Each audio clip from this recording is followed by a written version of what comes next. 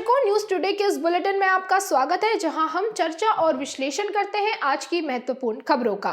आज की मुख्य सुर्खियां इस प्रकार है।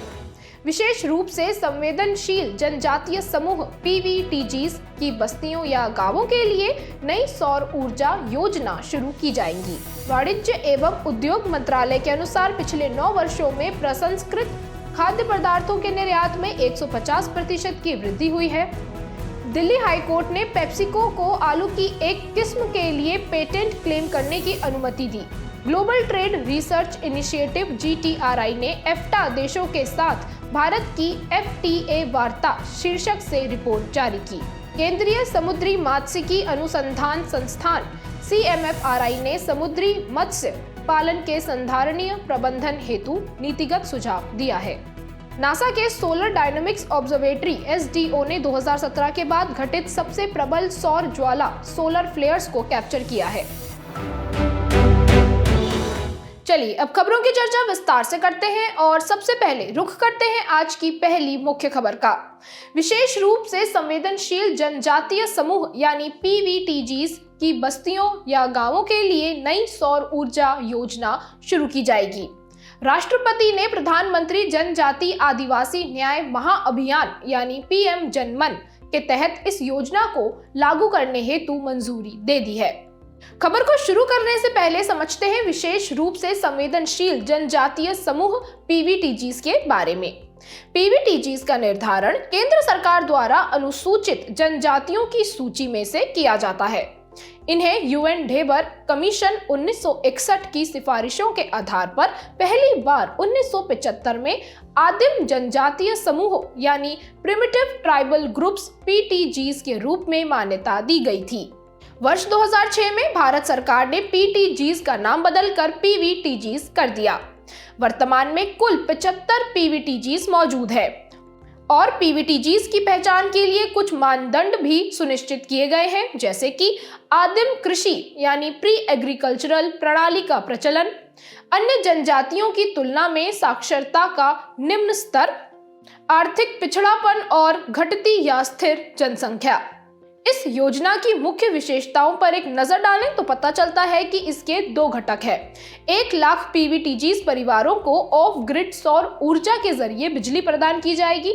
PVTGs क्षेत्रों के अंतर्गत दूर दराज वाले इलाकों में अलग अलग बसे और बिजली से वंचित PVTGs परिवारों के लिए सोलर होम लाइटिंग सिस्टम यानी SHLS स्थापित किया जाएगा। PVTGs बस्ती या टोले में पास बसे PVTGs परिवारों हेतु सोलर मिनी ग्रिड स्थापित किया जाएगा। PVTGs इलाकों में स्थित मल्टीपर्पज सेंटर्स यानी MPCs में बिजली की आपूर्ति हेतु बैटरी बैंक वाले of grid solar power pack स्थापित किए जाएंगे। कार्यान्वयन एजेंसी की बात करें तो PVTG क्षेत्र में कार्यरत डिस्कॉम्स इस नई योजना को लागू करेंगे। ये योजना 2023-24 से 2025-26 तक की अवधि के लिए है और इस योजना की निगरानी नवीन और नवीकरणीय ऊर्जा मंत्रालय MNRE तथा जनजातीय मामलों के मंत्रालय द्वारा की जाएगी। इस योजना का शिकायत निवारण तंत्र भी होगा। विक्रेताओं को स्थानीय भाषा यानी PVTGs क्षेत्र में बोली जाने वाली भाषा में हेल्पलाइन नंबर शुरू करना होगा। अब बात करते हैं PM जनमन के बारे में। इसका उद्देश्य PVTG परिवारों और बस्तियों की बुनियादी सुविधाएं सुनिश्चित करना है। इन बुनियादी सुविधाओं में सुरक्षित आवास, स्वच्छ पेयजल और स्वच्छता, शिक्षा तक बेहतर पहुंच आदि शामिल है।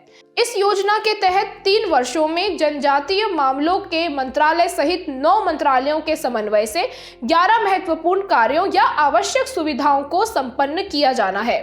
इसे कुछ सरकारों या मंत्रालयों के समन्वय में लागू किया जा रहा है, जैसे कि राज्य सरकारों या केंद्र शासित प्रदेशों के प्रशासन के साथ मिलकर चलाई जा रही केंद्र प्रायोजित योजनाएं और संबंधित मंत्रालयों या विभागों के जरिए चलाई जा रही केंद्रीय क्षेत्र की योजनाएं। चलिए अब रुख करते हैं आज की दूसरी मुख्य खबर का। वाणिज्य एवं उद्योग मंत्रालय के अनुसार पिछले 9 वर्षों में प्रसंस्कृत खाद्य पदार्थों के निर्यात में 150% की वृद्धि हुई है। पिछले कुछ वर्षों में भारत का खाद्य प्रसंस्करण सेक्टर एक सनराइज जोन के तौर पर उभरा है। इसने पिछले 9 वर्षों में लगभग 50,000 करोड़ रुपए का FDI आकर्षित किया है। यहां आपकी जानकारी के लिए बता दें कि उच्च वृद्धि दर वाले उभरते सेक्टर या कारोबार को सनराइज जोन कहा जाता है। कृषि निर्यात में प्रसंस्कृत खाद्य पदार्थों का योगदान बढ़कर 23% हो गया है। भारत में खाद्य एवं कृषि से जुड़े 158 भौगोलिक संकेतक हैं। इसके अलावा एक जिला एक उत्पाद ODOP पहल के तहत देश के विभिन्न जिलों में विशेष गुण वाले 708 खाद्य उत्पादों को बढ़ावा दिया जा रहा है। ऐसा अनुमान है कि भारत का खाद्य प्रसंस्करण बाजार 2025 तक $535 बिलियन तक पहुंच जाएगा। खाद्य प्रसंस्करण क्षेत्र के महत्व की बात करें तो यह क्षेत्र कृषि उत्पादों का मूल्यवर्धन यानी वैल्यू एडिशन करके और बर्बादी को कम करके किसानों की आय को बढ़ावा देता है। साथ ही ये नए रोजगार पैदा करता है। इससे विदेशी मुद्रा अर्जित होती है और खाद्य एवं पोषण सुरक्षा भी सुनिश्चित करता है। खाद्य प्रसंस्करण सेक्टर से संबंधित कुछ चुनौतियां भी हैं, जैसे कि बुनियादी ढांचे से जुड़ी बाधाएं, कोल्ड स्टोरेज, प्रसंस्करण सुविधाएं, परिवहन नेटवर्क अपर्याप्त है, प्रशिक्षित कार्यबल और प्रौद्योगिकी का अभाव है। इतना ही नहीं, भोजन की अधिक बर्बादी भी एक बड़ी चुनौती है। भारत में हर साल लगभग 74 मिलियन टन भोजन बर्बाद हो जाता है। खाद्य प्रसंस्करण सेक्टर को बढ़ावा देने के लिए कुछ पहलें भी शुरू की गई हैं, जैसे कि प्रधानमंत्री किसान संपदा योजना, मेगा फूड पार्क इसका एक घटक है। ODOP पहल ये लघु किसानों एवं लघु उद्योगों को एक नई पहचान देती है। खाद्य प्रसंस्करण उद्योग के लिए उत्पादन से संबद्ध प्रोत्साहन यानी प्रोडक्शन लिंक्ड इंसेंटिव PLI योजना शुरू की गई है। चलिए अब रुख करते हैं आज की तीसरी मुख्य खबर का। दिल्ली हाई कोर्ट ने पेप्सिको को आलू की एक किस्म यानी वैरायटी के लिए पेटेंट क्लेम करने की अनुमति दी। दिल्ली हाई कोर्ट ने निर्णय दिया है कि पोटैटो चिप्स के लिए उगाई जाने वाली पेप्सिको की आलू की एक वैरायटी पर सिर्फ पेप्सिको का हक है। दिसंबर 2021 में protection of plant varieties and farmers rights PPVFR authority ने पेप्सिको द्वारा विकसित आलू की एक खास वैरायटी FL 2027 के पेटेंट को रद्द कर दिया था। इसके बाद पेप्सिको ने PPVFR अथॉरिटी के आदेश के खिलाफ दिल्ली हाई कोर्ट में अपील दायर की थी। दिल्ली हाई कोर्ट ने अपना हालिया निर्णय PPVFR अधिनियम 2001 के तहत दिया है। FL 2027 चिप्स बनाने के लिए इस्तेमाल होने वाले आलू की एक वैरायटी है। आलू की इस वैरायटी की कुछ खास विशेषताएं होती हैं। इसे देश के कुछ किसानों द्वारा केवल पेप्सिको के लिए ही उगाया जाता है। FL 2027 वैरायटी के आलू में बाकी वैरायटीज की तुलना में नमी की मात्रा कम होती है, साथ ही इसमें शुगर की मात्रा भी कम होती है। खबर में आगे बढ़ने से पहले PPVFR अथॉरिटी के बारे में विस्तार से जानकारी हासिल करते हैं। इसकी स्थापना 2005 में हुई थी। ये PPVFR अधिनियम के तहत एक वैधानिक निकाय है। ये कृषि एवं किसान कल्याण मंत्रालय के अंतर्गत आता है। इसके कार्यों में पौधों की नई वैरायटीज का पंजीकरण करना, पौधों के आनुवंशिक संसाधनों के संरक्षण तथा परीक्षण में लगे किसानों को पुरस्कृत करना, पौधों की किस्मों के राष्ट्रीय रजिस्टर और राष्ट्रीय जीन बैंक का रखरखाव करना शामिल है। WTO के ट्रिप्स यानी trade related aspects of intellectual property rights समझौते के तहत सदस्य देशों का ये दायित्व है कि वे पौधों की नई वैरायटीज को सुरक्षा प्रदान करें। इसके अनुपालन में भारत ने PPVFR अधिनियम 2001 लागू किया है। जब किसी पौधे की कोई वैरायटी विशिष्टता, एक रूपता और स्थिरता के मानदंडों को पूरा करती है तो उसे PPVFR अधिनियम के तहत पंजीकृत कराया जा सकता है। PPVFR अधिनियम कुछ अधिकारों को मान्यता देता है, जैसे कि किसानों के अधिकार। इसमें किसानों द्वारा उपयोग की जाने वाली फसलों की किस्मों, मौजूदा किस्मों और फसल की नई किस्मों के पंजीकरण एवं संरक्षण का अधिकार शामिल है। साथ ही इसमें पौधों के आनुवंशिक संसाधनों के संरक्षण हेतु पुरस्कार का भी प्रावधान किया गया है। दूसरा है शोधकर्ताओं के अधिकार। शोधकर्ताओं को एक्सपेरिमेंट हेतु किसी भी पंजीकृत किस्म के उपयोग का अधिकार दिया गया है और तीसरा है ब्रीडर्स के अधिकार। ब्रीडर्स को उत्पादन, बिक्री, आयात या निर्यात आदि का विशेष अधिकार दिया गया है। अब बात करते हैं आज की चौथी मुख्य खबर के बारे में। Global trade research initiative GTRI ने EFTA यानी EFTA देशों के साथ भारत की FTA वार्ता शीर्षक से रिपोर्ट जारी की। इस रिपोर्ट के अनुसार भारत को European free trade association EFTA के देशों के साथ मुक्त व्यापार समझौते FTA हेतु अंतिम दौर की वार्ता में कई चुनौतियों का सामना करना पड़ रहा है। रिपोर्ट में कहा गया है कि अंतिम दौर की वार्ता में भारत को स्विट्जरलैंड के साथ साथ EFTA के अन्य देशों से भी चुनौतियां मिल रही हैं। खबर को बेहतर तरीके से समझने के लिए सबसे पहले बात करते हैं European free trade association EFTA के बारे में।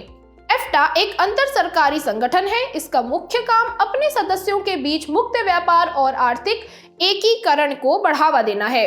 इसके 4 सदस्य देश हैं: लिechtenstein, आइसलैंड, नॉर्वे और स्विट्जरलैंड। ये सभी देश यूरोपियन यूनियन का हिस्सा नहीं है। इसकी स्थापना 1960 में स्टॉकहोम कन्वेंशन के तहत हुई थी। उस समय इसके सदस्य देशों की संख्या केवल 7 थी, जिनमें Austria, Denmark, Great Britain, Norway, पुर्तगाल, स्वीडन और स्विट्जरलैंड का नाम शामिल था। चलिए अब इन चुनौतियों के बारे में विस्तार से चर्चा करते हैं। स्विट्जरलैंड ने 1 जनवरी 2024 से सभी देशों से आयात होने वाले सभी औद्योगिक उत्पादों पर आयात शुल्क समाप्त करने की घोषणा की है। इसके चलते भारत के लिए EFTA के जरिए स्विट्जरलैंड के साथ मुक्त व्यापार समझौते के कोई मायने नहीं रह गए हैं। EFTA ने भारत द्वारा आयात की जाने वाली प्रमुख वस्तुओं के लिए टैरिफ को समाप्त करने का अनुरोध किया है। इस तरह की आयातित वस्तुओं में सोना, फार्मास्यूटिकल्स, घड़ियां, कपास, चॉकलेट, सोयाबीन तेल आदि शामिल हैं। EFTA देशों के साथ भारत का व्यापार घाटा बहुत अधिक है और ये EFTA देशों के पक्ष में भी है। ये स्थिति भारत के लिए लाभ की गुंजाइश को सीमित करती है। वित्त वर्ष 2022-23 में स्विट्जरलैंड के साथ भारत का व्यापार घाटा $14.45 बिलियन था। सोने के व्यापार से जुड़ी जटिलताओं की बात करें तो इसमें FTA के दायरे में सोने को लाना और सोने से जुड़ी रूल्स ऑफ ओरिजिन की शर्तों का पालन करना शामिल है।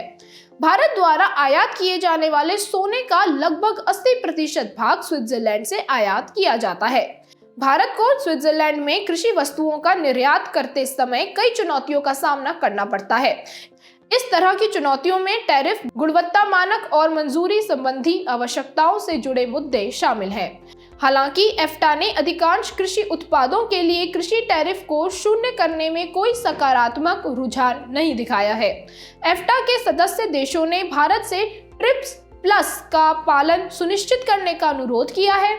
इसके चलते भारत को कई कठिनाइयों का सामना करना पड़ सकता है, क्योंकि भारत के घरेलू व्यापार विनियमों में केवल ट्रिप्स समझौते के नियमों के पालन पर ही बल दिया जाता है। ऐसे में ट्रिप्स प्लस को अपनाने से भारत को पेटेंट और कॉपीराइट से जुड़े घरेलू विनियमों के पालन में समस्या आ सकती है। आपकी जानकारी के लिए बता दें कि trips trade related aspects of intellectual property rights का संक्षिप्त रूप है। अब बढ़ते हैं आज की 5वीं मुख्य खबर की तरफ। केंद्रीय समुद्री मात्स्यिकी अनुसंधान संस्थान CMFRI ने समुद्री मत्स्य पालन के संधारणीय प्रबंधन हेतु नीतिगत सुझाव दिया है। भारत विश्व में तीसरा सबसे बड़ा मछली उत्पादक देश है। साथ ही भारत विश्व में जलीय कृषि उत्पादन के मामले में दूसरे स्थान पर है। खबर का विस्तार करने से पहले आइए केंद्रीय समुद्री मात्स्यिकी अनुसंधान संस्थान central marine fisheries research institute CMFRI के बारे में जानकारी प्राप्त करते हैं।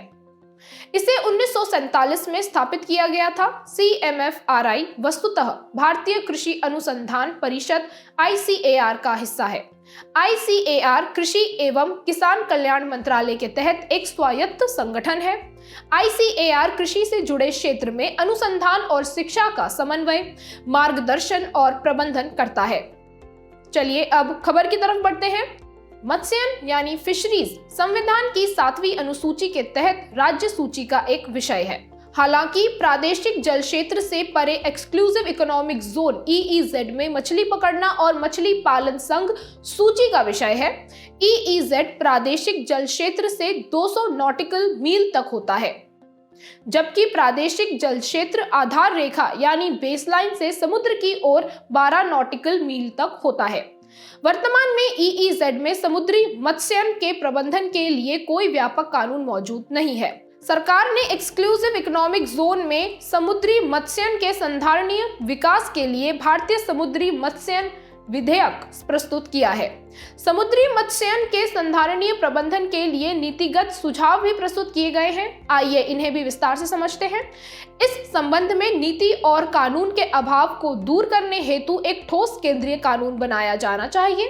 इससे प्रादेशिक जल क्षेत्र से परे समुद्री जल क्षेत्रों में मत्स्यन के विनियमन में आसानी होगी। समुद्री मत्स्य संसाधनों के भंडार के नियमित आकलन को संस्थागत रूप प्रदान किया जाना चाहिए। गहरे समुद्र में मत्स्यन की निगरानी के लिए एक व्यवस्था स्थापित करनी चाहिए। समुद्री मत्स्य संसाधनों की इको लेबलिंग को लेकर राष्ट्रीय दिशा निर्देश जारी किए जाने चाहिए और वेसल मॉनिटरिंग सिस्टम की मदद से मछली पकड़ने वाले जहाज पर नजर रखने के लिए आर्टिफिशियल इंटेलिजेंस जैसी प्रौद्योगिकियों का उपयोग भी किया जाना चाहिए। संधारणीय तरीके से मत्स्यन क्षेत्र के दोहन हेतु कुछ पहलें शुरू की गई हैं, जैसे कि प्रधानमंत्री मत्स्य संपदा योजना 2020। समुद्री मत्स्य संसाधनों के सस्टेनेबल यूज को बढ़ावा देने के लिए राष्ट्रीय समुद्री मत्स्यन नीति 2017 जारी की गई है। इसका उद्देश्य नीली क्रांति को प्रोत्साहित करना है। इस क्षेत्र में अवसंरचना के निर्माण के लिए 2015 में मत्स्यन और जलीय कृषि अवसंरचना निधि FIDF गठित की गई थी। अब बात करते हैं आज की आखिरी मुख्य खबर के बारे में। नासा के सोलर डायनामिक्स ऑब्जर्वेटरी SDO ने 2017 के बाद घटित सबसे प्रबल सौर ज्वाला को कैप्चर किया है। ये सौर ज्वाला X5.0 श्रेणी की थी। इस सौर ज्वाला के जरिए सूर्य से अत्यधिक ऊर्जा वाले शक्तिशाली विकिरण का उत्सर्जन हुआ था। इसके चलते अमेरिका में रेडियो संचार लगभग ठप हो गया था। X श्रेणी की सौर ज्वालाएं अत्यधिक प्रबल और शक्तिशाली होती है। इस खबर की बेहतर समझ के लिए सबसे पहले बात करते हैं सोलर डायनामिक्स ऑब्जर्वेटरी के बारे में। इसे 2010 में लॉन्च किया गया था। यह नासा के living with a star LWS program के लिए लॉन्च किया गया पहला मिशन है। LWS को सूर्य पर घटित होने वाली स्वाभाविक गतिविधियों में बदलाव के कारणों और पृथ्वी पर इसके प्रभावों को समझने के लिए डिजाइन किया गया है। ये ऑब्जर्वेटरी सूर्य पर घटित होने वाली स्वाभाविक गतिविधियां कैसे उत्पन्न होती हैं और इन गतिविधियों का स्पेस वेदर पर क्या प्रभाव पड़ता है, इन विषयों के बारे में अध्ययन करती है। चलिए अब खबर का विस्तार करते हैं। सौर ज्वाला सूर्य की सतह पर ऊर्जा का एक प्रबल और आकस्मिक विस्फोट है। यह अक्सर सनस्पॉट यानी सौर कलंक से संबंधित होता है। सूर्य के वायुमंडल में संग्रहित चुंबकीय ऊर्जा जब अंतरिक्ष में मुक्त होने लगती है तो उसे सौर ज्वाला कहा जाता है। सनस्पॉट्स तब बनते हैं जब सूर्य के भीतर से चुंबकीय क्षेत्र की काफी अधिक मात्रा सूर्य की सतह तक आ जाती है। सौर ज्वालाओं को उनकी एक्सरे प्रबलता के आधार पर 3 श्रेणियों में बांटा गया है। C सबसे कमजोर, M यानी मध्यम और X यानी सबसे प्रबल। इन प्रत्येक श्रेणी को आगे 1 से लेकर 9 तक के स्केल में भी बांटा गया है। इसमें बड़ी संख्या अधिक शक्तिशाली सौर ज्वाला को दर्शाती है। चलिए अब पृथ्वी पर सौर ज्वालाओं के प्रभावों के बारे में विस्तार से समझते हैं। ये रेडियो संचार, नेविगेशन सिस्टम और उपग्रहों आदि के सिग्नल्स को बाधित कर सकता है। रेडिएशन स्टॉर्म से अंतरिक्ष यात्रियों, अंतरिक्ष यान और एयरक्राफ्ट के लिए खतरा पैदा हो सकता है। इसके संपर्क में आने से अधिक तुंगता वाले इलाकों और ध्रुवीय क्षेत्रों में रहने वाले लोगों के समक्ष भी खतरा पैदा हो सकता है। सौर ज्वालाओं के बाद कभी कभी कोरोनल मास इजेक्शन यानी CME भी देखने को मिलता है। CME के चलते जियोमैग्नेटिक स्टॉर्म यानी भूचुंबकीय तूफान आते हैं। जियोमैग्नेटिक स्टॉर्म के कारण पृथ्वी के चुंबकीय क्षेत्र में अस्थायी तौर पर व्यवधान पैदा हो जाता है।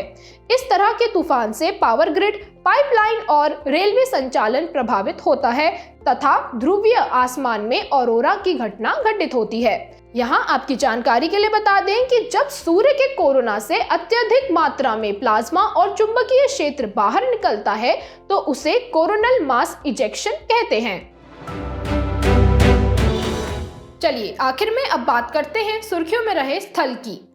हमारा आज का स्थल है तिमोर लेस्टे। इस देश की राजधानी है दिल्ली।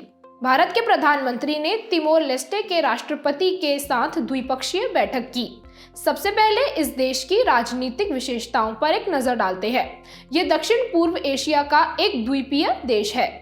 ये दक्षिण पूर्व में तिमोर सागर, उत्तर में वेटार जलडमरू मध्य, उत्तर पश्चिम में ओम्बाई जलडमरू मध्य और दक्षिण पश्चिम में पश्चिमी तिमोर जो इंडोनेशिया के ईस्ट नुसा तेंगारा प्रांत का हिस्सा है उससे घिरा है। अब बात करते हैं तिमोर लेस्टे देश की भौगोलिक विशेषताओं के बारे में। इस देश की जलवायु का विवरण है शुष्क उष्णकटिबंधीय जलवायु और मध्यम वर्षा, और उच्चतम बिंदु है माउंट टाटामियालो। अब बात करते हैं आज की संक्षिप्त सुर्खियों की। विश्व बैंक समूह ने ग्लोबल इकोनॉमिक प्रोस्पेक्टस रिपोर्ट जारी की है। रिपोर्ट के अनुसार 2024 में वैश्विक व्यापार में समृद्धि की दर महामारी से पहले के दशक के औसत से आधी रह सकती है। सी ड्रैगन अभ्यास एक बहुराष्ट्रीय समुद्री सैन्य अभ्यास है। इसका आयोजन भारतीय नौसेना और अन्य भागीदार देशों की नौसेनाओं के बीच आपसी तालमेल बढ़ाने के लिए किया जाता है। इसरो के PSLV ऑर्बिटल एक्सपेरिमेंटल मॉड्यूल 3 के साथ 2 पेलोड्स लॉन्च किए गए। इन पेलोड्स को बेंगलुरु स्थित स्पेस स्टार्टअप बेलाट्रिक्स एरोस्पेस द्वारा विकसित किया गया है। हाल के एक अध्ययन में LDG के मामले में माइकोरिजल फंगी के प्रमुख वर्गों जैसे कि आर्बस्क्युलर माइकोरिजल और एक्टोमाइकोरिजल की भूमिका की जांच की गई। LDG भूमध्य रेखा पर अत्यधिक जैव विविधता और ध्रुवों की ओर जाने पर घटती जैव विविधता को दर्शाती है। अध्ययन में पाया गया है कि वैश्विक स्तर पर माइकोरिजल कवक अधिकांश पौधों की जड़ों में पारस्परिक रूप में लाभप्रद संबंध बनाते हुए रहते हैं। दूरसंचार विभाग ने M2M सेवा प्रदाताओं और WPAN या WLAN कनेक्टिविटी व्यवसायों में संलग्न सभी संस्थाओं को पंजीकरण के लिए कहा है। नासा ने चंद्रमा की स्टिकनेस की खाड़ी का अन्वेषण करने के लिए पेरेग्रिन लूनर लैंडर लॉन्च किया है। असम के कामरूप जिले में चंदुबी झील के तट पर हर साल 1 से 5 जनवरी के बीच चंदुबी महोत्सव आयोजित किया जाता है। ये मुख्य रूप से राभा हासोंग ऑटोनॉमस काउंसिल के राभा और हाजोंग समुदायों द्वारा मनाया जाता है। भारत के राष्ट्रपति ने राष्ट्रीय खेल पुरस्कार के विजेताओं को सम्मानित किया है। युवा कार्यक्रम और खेल मंत्रालय द्वारा राष्ट्रीय खेल पुरस्कार के विजेताओं की घोषणा की जाती है। जाने से पहले आपकी समझ की परीक्षा के लिए डालते हैं एक नजर हमारे स्पेशल सेगमेंट प्रश्नोत्तरी पर।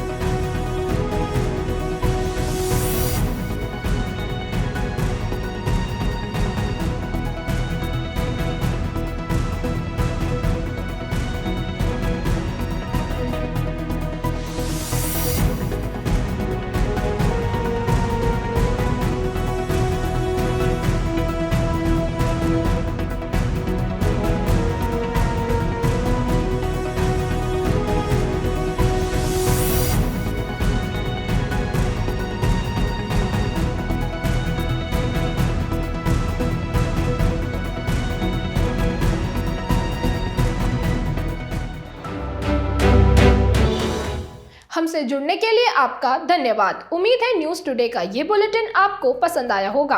न्यूज़ टुडे की PDF को डाउनलोड करने के लिए और आज की क्विज के उत्तर के लिए डिस्क्रिप्शन में दिए गए लिंक पर क्लिक कीजिए।